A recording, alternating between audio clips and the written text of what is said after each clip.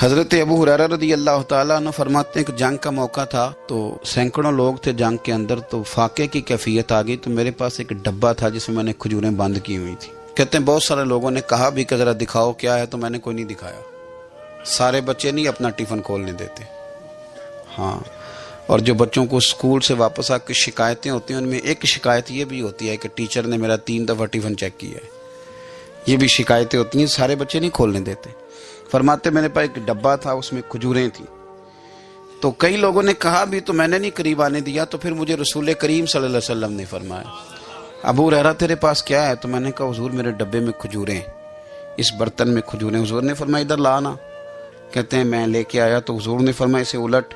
کہتے ہیں میں نے الٹی تو میں نے گنی تو 21 کھجوریں نکلی، ٹوٹل 21 کھجوریں۔ میں کہہ چکا ہوں کہ آج امت کا بڑا مسئلہ یہ ہے کہ دولت کی کمی نہیں، برکت کی کمی ہے، انسانوں کی کمی نہیں، اتحاد کی کمی۔ آج ایسا نہیں کہ ہمیں باتیں نہیں ہیں، ہمیں سمجھ نہیں ہے، آج باتوں کی سمجھ کی اس کی کمی نہیں، مسئلہ تو یہ ہے کہ عمل کا رستہ مفقود ہو گیا۔ کھجوریں کہتے ہیں 21 نکلی، تو حضور نے اس ڈبے پہ اپنا دست مبارک رکھا۔ حضور نے فرمایا بلا لشکر والوں کو کھجوریں کھلائیں۔ کہتے ہیں 10 لوگ آتے رہے، کھجوریں نکلتی رہیں، لوگ کھاتے رہے۔ حضرت ابو ہریرہ فرماتے ہیں راج کے کھائیں صاحب نے، اور جب میں نے پلٹ کے دیکھا تو ابھی بھی کھجوریں باقی تھی۔ حضرت ابو ہریرہ رضی اللہ تعالیٰ عنہ فرماتے ہیں وہ 21 کھجوریں تھی، اتنے سارے لوگ کھا گئے، تو میں ذرا پلٹ کے دیکھ رہا تھا کہ میرے ڈبے میں کیا رہ گیا، ٹفن میں کیا رہ گیا، پیچھے کیا بچا ہے۔ تو کہتے ہیں جب میری وہ کیفیت دیکھی نا بار بار دیکھنے کی، تو رسول کریم مسکرائے، اور حضور نے مسکرا کے فرمایا ابو ہریرہ پریشان نہ ہو، بس اسے کبھی الٹنا نہ، نکالتے رہنا اور کھاتے رہنا۔ حضور نے دست مبارک لگایا، فرمایا الٹنا نہیں، نکالتے رہنا تو کھاتے رہنا۔ حضرت ابو ہریرہ کہتے ہیں حضور کا وصال ظاہری ہونے تک میں نکالتا رہا، کھاتا رہا، کھجوریں ختم نہیں ہوئی۔ کہتے ہیں صدیق اکبر تخت پہ بیٹھے، وہ لوگوں میں کھولتا رہا، میں کھاتا رہا، وہ ختم نہ ہوئی۔ اب تنگی داماں پہ نہ جا اور بھی کچھ مانگ۔ کہتے ہیں دور آیا سیدنا فاروق اعظم کا، میں نے 12 سال، بتاؤ اس کے نیچے کون سا باغ لگا تھا کھجوروں کا، کون سا وہاں ڈیپو تھا جہاں سے سٹاک آ رہا تھا، بس ایک دست مصطفیٰ ہے نا جو لگ گیا ہے۔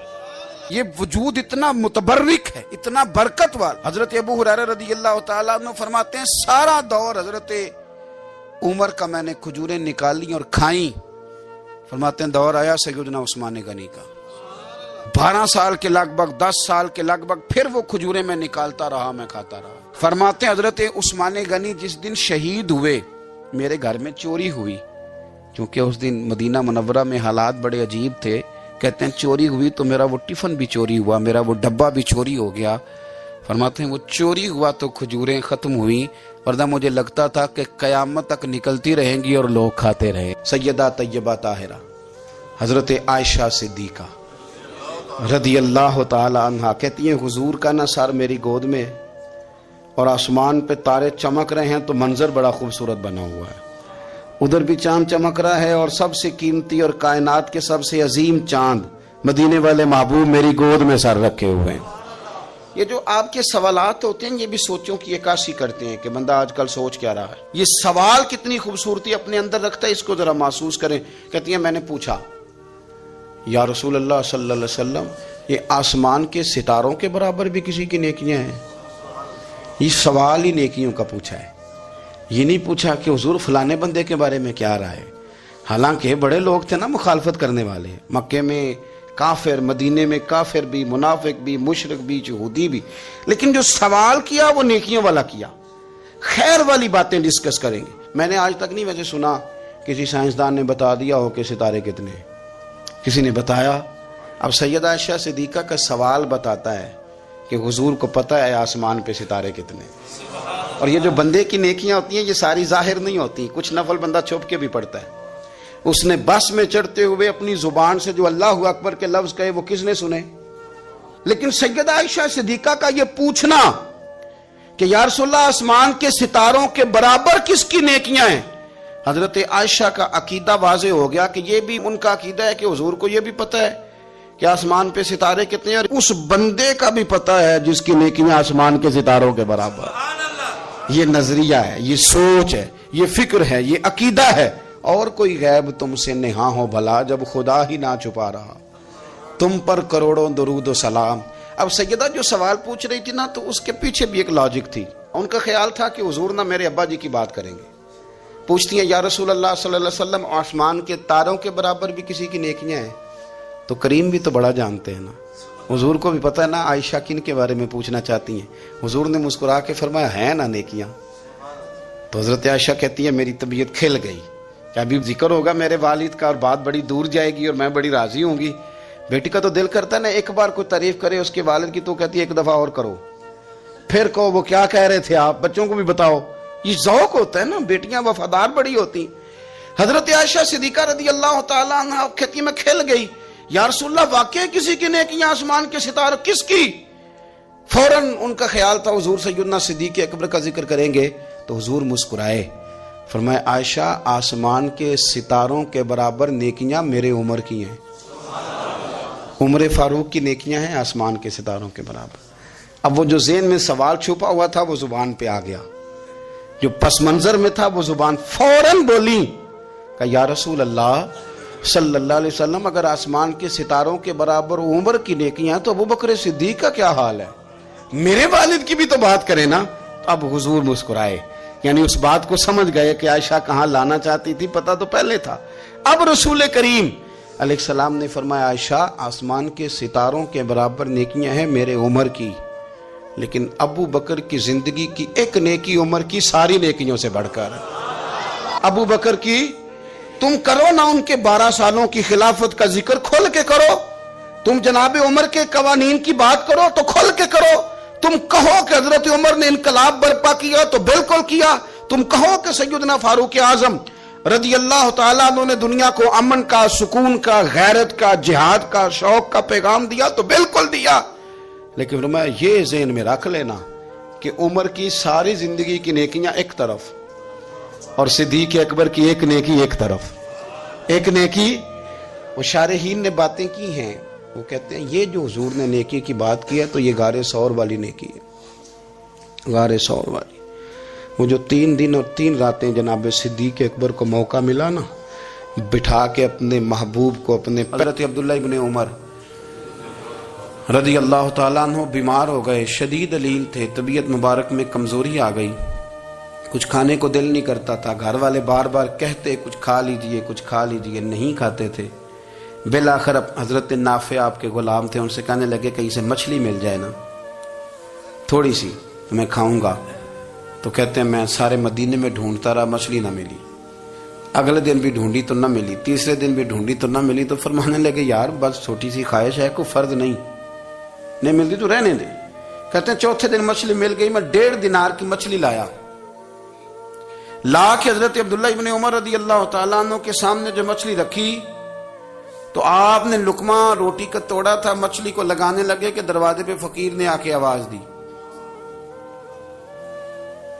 کچھ کھانے کو دو، تو حضرت عبداللہ ابن عمر نے روک لیا اور ہنسے۔ کئی دفعہ دے ہم بھی دیتے ہیں پر ہمارا چہرہ دیکھنے والا ہوتا ہے، اتنے ہم غصے میں ہوتے ہیں دے دیتے ہیں، لیکن جو تھلوٹیں ہوتی ہیں نا چہرے والی وہ گنی نہیں جاتی۔ ہنسے، فرمایا دیکھو میرا اللہ کتنا کریم ہے، وہ مجھے بچانا چاہتا ہے، اٹھا بار دیا جا کے۔ تو خادم اب حکم کا پابند تھا، وہ لیت اللہ تو کر نہیں سکتا تھا، وہ گیا اور جا کے دے آیا۔ فقیر جب سارے محلے سے آٹا اکٹھا کر لیتے ہیں تو پھر ایک جگہ جا کے بیچتے بھی ہیں۔ دے آیا، وہ 2 گلیاں آگے گزرا تو میں پیچھے دوڑا گیا، میں نے کہا سچ بتا کھانی ہے کہ بیچنی ہے؟ وہ کہنے لگا جو بھی سبب لگ جائے کر جاؤں گا، آپ نے دے جو دی ہے۔ تو کہتے ہیں میں نے اسے کہا کہ یہ 1.5 دینار کی میں نے خریدی تھی، اگر تو 2 دینار کی مجھے بیچ دے تو آج کل مچھلی مدینے میں مل نہیں رہی، تو میں اپنے آقا کو دے دوں گا، وہ یہی کھائیں گے، بیمار ہیں۔ تو کہنے لگا جی بسم اللہ، مجھے کیا اعتراض ہے، 2 دینار مل رہے ہیں، 1.5 کی مچھلی، اور 1.5 کی بھی کسی نے نہیں خریدنی تھی، اب تو پک گئی۔ فرماتے میں نے 2 دینار اس کو تھمائے، وہ مچھلی اس سے خریدی اور خرید کر کے میں لا کے حضرت عبداللہ ابن عمر کے سامنے دوبارہ رکھی، تو فرمایا یہ کیسے آ گئی؟ میں نے کہا حضور 1.5 کی خریدی تھی اور پھر فقیر کو دے دی، اب اسی سے میں 2 دینار کی خرید کے لایا ہوں، آپ قبول فرمائیں۔ تو فرمانے لگے تم نے اچھا نہیں کیا، اب اس طرح کرو 2 دینار بھی اسے دے اور مچھلی بھی واپس دے آؤ۔ عرض کی حضور کیوں؟ فرمایا تم نے قرآن نہیں پڑھا؟ حضور پڑھا ہے۔ فرمایا رب فرماتا ہے لن تنالوا البر حتی تنفقوا مما تحبون، تم بھلائی کو اس وقت پہنچو گے جب اپنی پیاری چیز راہ خدا میں خرچ کرو گے۔ امام غزالی نے لکھا ہے، فرمانے لگے دیا، تو وہ حضرت نافع کہتے ہیں میں دینے گیا، دے کے واپس آیا تو کچھ پریشان تھا، کیونکہ مجھے بھی 4 دن ہو گئے تھے نا تلاش کرتے، تھوڑی تھوڑی طبیعت میں مایوسی تھی کہ اتنی محنت سے میں نے لایا اور آپ نے واپس کر دی۔ تو حضرت عبداللہ ابن عمر نے مجھے قریب بٹھایا، پھر مجھے تھپکی دی، فرمانے لگے پتر میں نے ویسے بھی کبھی جھوٹ نہیں بولا، اور آج کل تو میں ویسے ہی بیمار ہوں، ٹائم ہی نہیں، وقت ہی نہیں، موقع ہی نہیں جھوٹ بولنے کا۔ میں تجھے سچ بتاؤں، مجھے مچھلی کھا کے اتنا سکون نہیں ہونا تھا جتنی اللہ کے راستے میں خیرات کھا کے مجھے سکون ہوا۔ تو تجھے تو میری راحت سے غرض ہے نا کہ مجھے راحت کیسے ہوتی ہے، تو مجھے سکون ملا ہے راہ خدا میں دے، میں نفسانی خواہش پوری کر لیتا تو یہ میرا نفس کل پھر مجھ سے مچھلی مانگتا، پرسوں کہتا نہیں چھوٹے گوشت کی یخنی بھی چاہیے۔ ہم لوگ الجھ گئے ہیں، بہت بڑے قیدی ہیں اپنے آپ کے، بڑے قیدی ہیں، سارا دن اپنی خواہشات کی تکمیل میں بھاگے رہتے ہیں، بڑے بڑے سونے نوجوان۔ میں ان پہ تنقید نہیں کرتا، مجھے ان پہ ترس آتا ہے، جب میں رات کے اندھیروں میں انہیں ٹیلی فون لے کے چوکوں میں کھڑے دیکھتا ہوں تو مجھے رحم آتا ہے۔ میں کہتا ہوں دیکھو نفس کی خواہش کے پیچھے یہ کیا مثلاً آخر کیا ہے اس میں، ایک عورت کے پیچھے تباہ کر لیا اپنے آپ کو، یعنی زیادہ سے یہ کوئی مقصود ہے، یہ کوئی مقصد حیات ہے جس کو مقصد بنا لیا ہے؟ میرے عزیز بات کو سمجھ لیں، اتنا خوبصورت آدمی ہے اور اتنا اس کا اونچا قد کاٹ ہے، اور کیا کس کے پیچھے یہ بھاگا ہوا ہے؟ بڑا سمجھدار، دانشور، عقل مند آدمی، ذی روح بندہ، لیکن اس کا سٹیٹس آپ یہ ملاحظہ کریں کہ وہ 20-40 ہزار کی خاطر جھوٹ بولتا ہے، دھوکہ دیتا ہے، فریب اور فراڈ کرتا ہے۔ ہم اپنی نفسانی خواہشات کے پیچھے اس طرح بھاگتے ہیں کہ ہم اصل سے رہ جاتے ہیں۔ میری باتوں کی سمجھ آ رہی ہے آپ حضرات؟ تھوڑا تھوڑا کر کے، ایک ایک کر کے ان کی باتیں کم مانیں۔ وہ ضروری تو نہیں نا کہ سویرے ناشتہ بازار سے اپنی مرضی کا تگڑا کیا ہے، بازار سے لا کے پوڑیاں چنے بہترین کھائے، اور پوڑیاں چنے ابھی کھائے نہیں، شاپر میں ڈالے ہوئے ہیں، اور وہ لے کے ابھی آ رہا ہے، تو ساتھ ہی رستے سے گوشت بھی چھوٹا اچھا لگا تو 2 کلو وہ بھی لے آئے کہ پوڑیاں چنے کھاؤں گا اور دوپہر کے لیے گوشت پکاؤں گا۔ وہ پہلے یہ تو کھا لے صاحب، اس سے تو نجات پا لے۔ یہ پتہ نہیں ہضم ہوتا ہے کہ کچھ اور کرتا ہے تیرے ساتھ، لیکن وہ گوشت بھی ساتھ لے آیا، یعنی ٹیبل پہ، ناشتے کے ٹیبل پہ بیٹھ کے فیصلہ ہو رہا ہوتا ہے کہ ہم نے کیا کھانا ہے، ہم نے کدھر جانا ہے۔ سنگیو یاد رکھو، باتوں کو سمجھو اور غور کرو۔ یہ تھوڑا تھوڑا کر کے جب ہم چھٹکارا حاصل کرنے کی کوشش کریں گے نا، چھٹکارا حاصل کرنے کی، کئی جگہ سے، کسی جگہ سے اگر آپ کو تنبیہ ہوتی ہے نا، تنبیہ، اس میں بھی بڑا مزہ آتا ہے، اس میں بڑا۔ ہمارے ایک بزرگ تھے، تو ایک دن نا میں گیا تو کہنے لگے الحمدللہ آج میں بڑے سکون میں ہوں۔ میں نے کہا جی وہ کیا ہوا؟ کہنے لگے میں اپنے آپ کو بڑا پیر صاحب سمجھنے لگ گیا تھا، تو ایک وابڈا کے کسی آدمی سے کام تھا، تو میرے ایک دوست نے مجھے کہا کہ پیر صاحب اس کو ٹیلی فون کر دیں، سنا ہے آپ کا عقیدت مند ہے۔ میں نے اس بندے کو ٹیلی فون کیا تو کہتا پیر صاحب میں عزت آپ کی بڑی کرتا ہوں پر یہ کام نہیں ہو سکتا۔ کہتے ہیں جب اس نے مجھے کہا نا تو کچھ بھی نہیں، تو مجھے بڑا مزہ آیا ہے، ورنہ میرا تو نفس پھول گیا تھا، میں تو سمجھتا تھا کہ جو میں کہتا ہوں ویسے ہی ہو جاتا ہے۔ کہتے اس نے تھوڑا سا نا مجھے لیول میں کیا ہے، مجھے مزہ آیا۔ یہ لوگ نا اپنے اوپر بوجھ ڈالتے تھے، یہ تھوڑا تھوڑا پیچھے ہٹتے تھے، یہ سمجھتے تھے کہ اس طرح تو ہماری تکمیل رہ جائے گی۔ صبح سے شام تک اگر اسی نفس کی باتیں مانتے جائیں گے تو خرابی کرے گا۔ دولت کا نشہ ہے بھائی، دولت کٹھی کرنے والا کسی جگہ سیر نہیں ہوتا، حسن کا نشہ ہے، حسن کا نشہ ہے۔ حضرت ابو بکر شبلی رحمت اللہ علیہ فرمایا کرتے تھے جو تیری بیٹی کو خوبصورت سمجھ کے اس کے ساتھ نکاح کرنا چاہے اسے بیٹی نہ دینا۔ حضرت جی کیوں؟ فرمایا حسن تو تھوڑے دن کے بعد ختم ہو جائے گا، پھر وہ اس کی قدر نہیں کرے گا، وہ تو کہیں اور منہ مارتا پھرے گا۔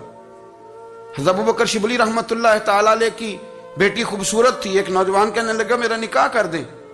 آپ فرمانے لگے پتر تو 1 مہینے کے بعد آنا، کر دوں گا۔ بڑی موٹی تازی خوبصورت صاحبزادی، تو حضرت نے اسے دوائی کھلائی، اسے پخانے لگ گئے، جو پخانہ کرتی ایک مٹکے میں سنبھال دیتے۔ تھوڑا وقت گزرا تو وہ ہڈیوں کا پنجر بن گئی، مہینے بھر میں دست اتنے آئے کہ کمزور ہو گئی۔ تو ابو بکر شبلی 1 مہینے کے بعد نوجوان کو بلایا، فرمایا ادھر آ تیرا نکاح کروں۔ بچی دکھائی تو وہ کمزور بستر پہ پڑی، فرمایا شادی کر، کہنے لگا اس سے نہیں میں نے کرنی۔ فرمایا یہ وہی ہے؟ کہنے لگا جی نہیں۔ فرمایا تو کہتا تھا مجھے عشق ہے، کدھر گیا تیرا عشق؟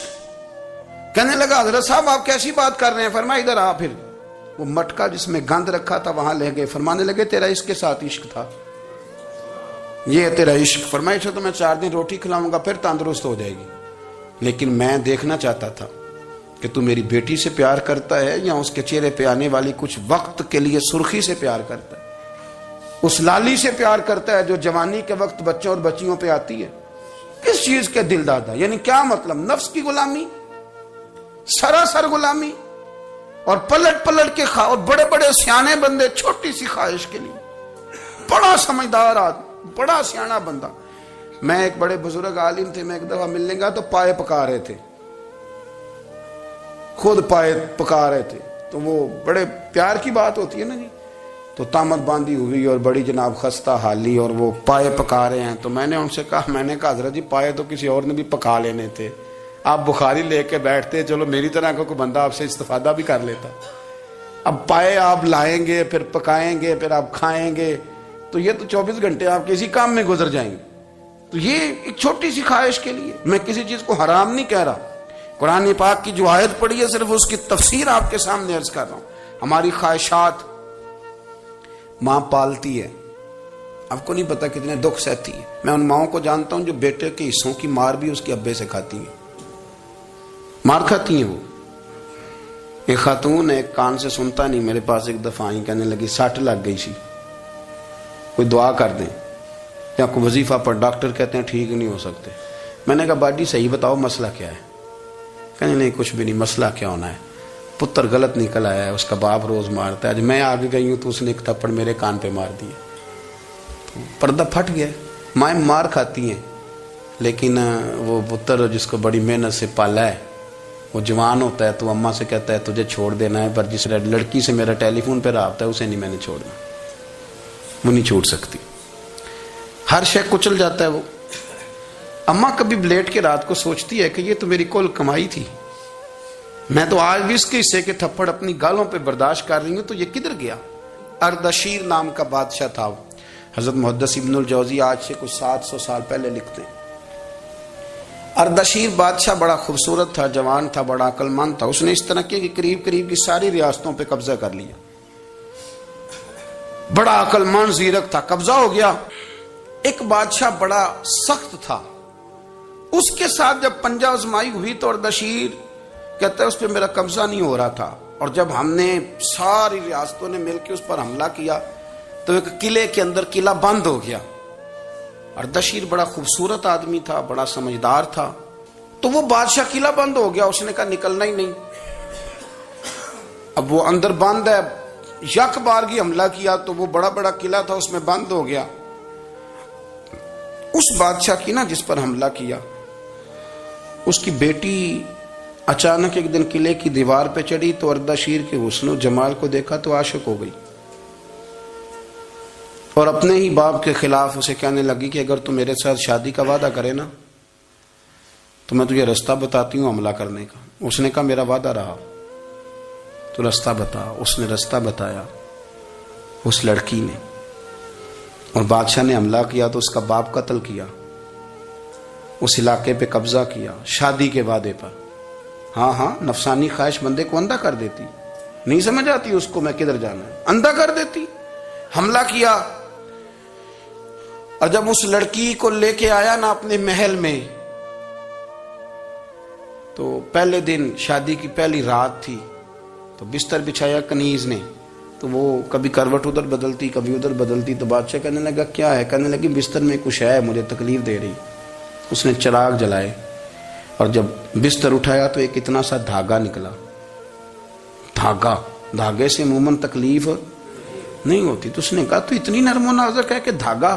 کہنے لگی میرا باپ نا میرے ساتھ اتنا پیار کرتا تھا کہ روز میرا بستر بھی خود بچھاتا تھا، اور اس نے آلہ رکھا ہوا تھا، وہ ناپتا تھا کہ کوئی پایا اونچا نیچا تو نہیں، میری بیٹی کا بیلنس سوتے وقت خراب نہ ہو جائے۔ اور میرے لیے گوشت اور کپڑے بھی خود پسند کر کے لاتا تھا، کھانے پینے کا خود خیال کرتا تھا۔ اردشیر کہنے لگا اچھا وہ اتنا پیار کرتا تھا، اور پھر تو نے اس کے ساتھ کیا کیا؟ کہنے لگا بلاؤ کنیزوں کو۔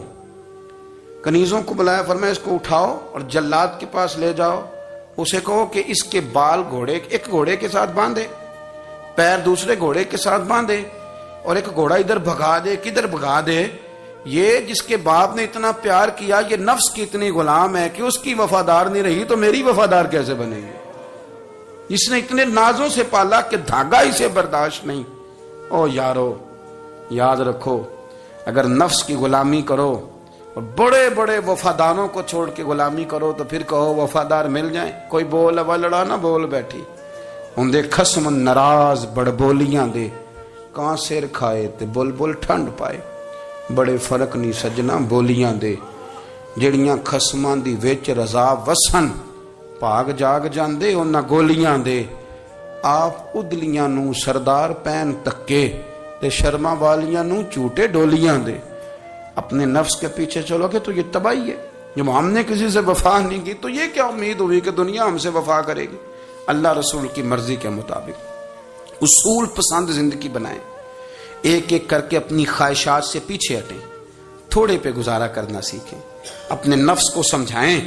ضروری نہیں کہ روٹی ہر وقت مزے کے لیے کھائی جائے، کبھی کمر سیدھی کرنے کے لیے خشک روٹی بھی کھا کے دیکھو، کبھی سادہ کھانا اس پہ بھی اکتفا کرو، کبھی تھوڑا کھا کے اچھے طریقے سے سادے کمرے میں بھی